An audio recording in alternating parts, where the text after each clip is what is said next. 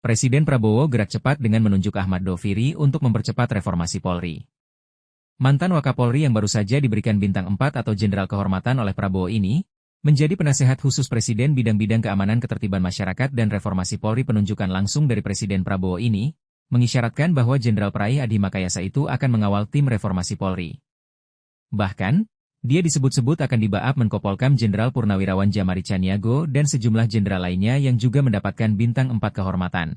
Dengan pelantikan sebagai penasehat khusus Presiden bidang-bidang keamanan ketertiban masyarakat dan reformasi Polri ini, Ahmad Doviri dipercaya akan masuk dan bahkan memimpin Komisi Reformasi Polri. Terkait sosoknya, Komisioner Komisi Kepolisian Nasional, Kompolnas, Hairul Anam menilai bahwa mantan Wakapolri itu merupakan orang yang dihormati di internal kepolisian.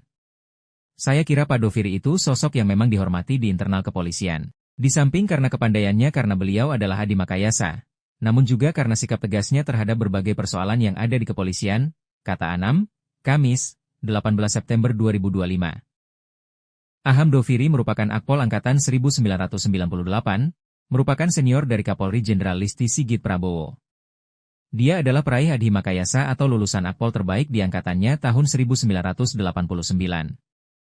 Dia juga sosok yang tegas dan dikenal sebagai Jenderal Killer di kalangan internal Polri.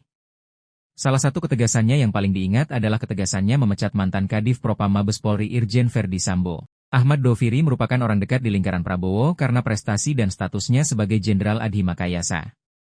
Ahmad Doviri sendiri menunggu instruksi dari Presiden Prabowo terkait tugas barunya dan rencana pembentukan tim reformasi Polri.